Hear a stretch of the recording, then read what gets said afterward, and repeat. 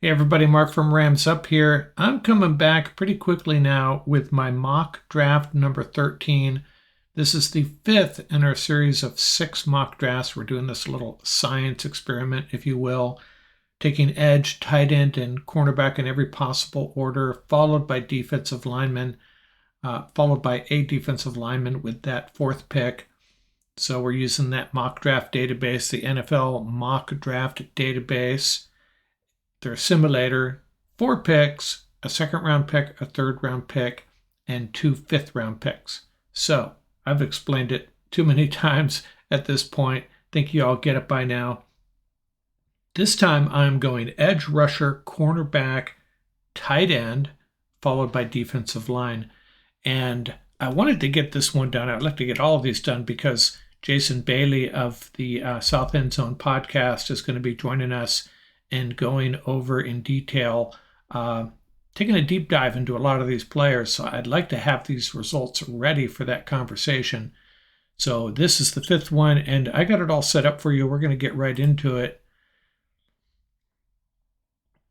You can follow the picks along the top there, and the Rams will have the Rams' first pick will be number 36 overall, and kind of a broken record here, but I'll share it once again. I do not pretend to be the next coming of Daniel Jeremiah or Mel Kiper, but I tell you, going through these mock drafts and reviewing some others, learning a lot about these different players, you can't help but learn a lot about these guys and where they might be falling in the draft. So our first pick's going to be edge, and let's see who is available before we just jump in and select an edge rusher. Let's see some of these top guys. There's Darnell Washington, the tight end out of Georgia. B.J. Ojulari, an edge rusher out of LSU. It looks like he's going to be the pick, huh? Dalton Kincaid, the tight end. Siaki Ika.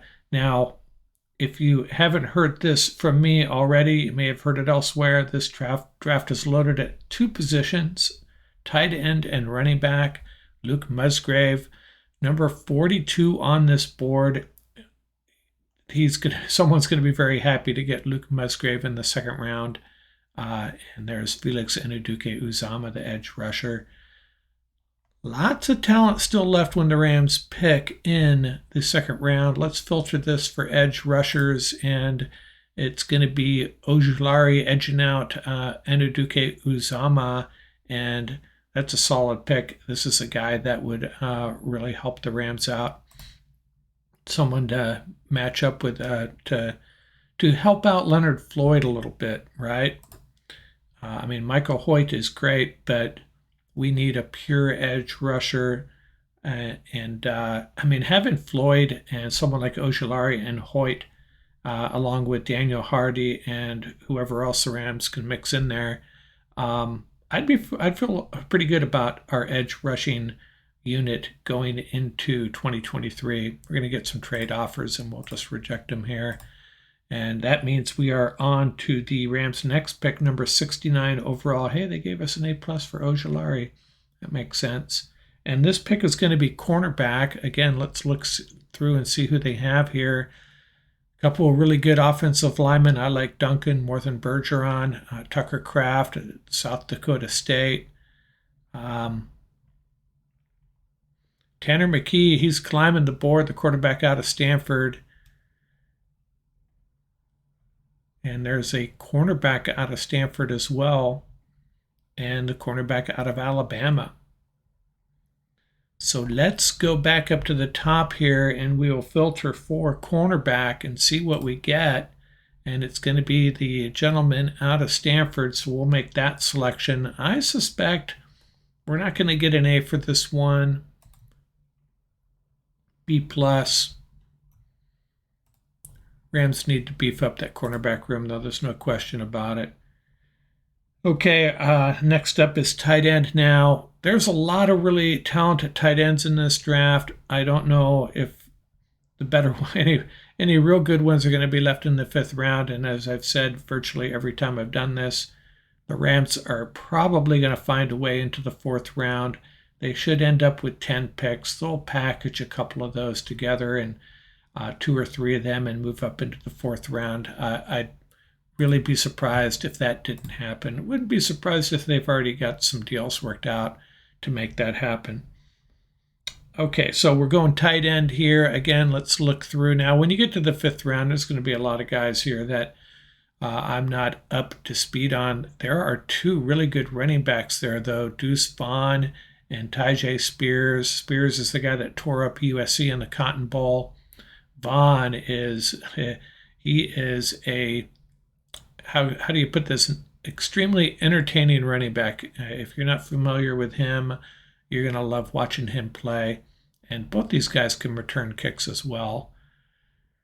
But we need a tight end, and if we are convinced we're going to draft a tight end, we might be a little disappointed. Well, Schoonmaker's still there, and Schoonmaker, I've talked about him virtually every draft I've done. He pops up.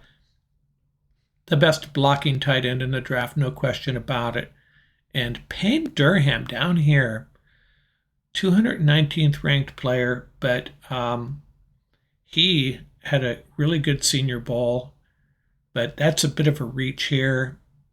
We're just going to go and roll with Schoonmaker. If nothing else, will help the running game. Turn this filter back off. We got one more pick here, our defensive lineman. And it's really strange. Every time I do this, my 4th pick late in the 5th round is a defensive lineman, and I keep on ending up with different players. You wouldn't think that would happen, but that's the way it's been going.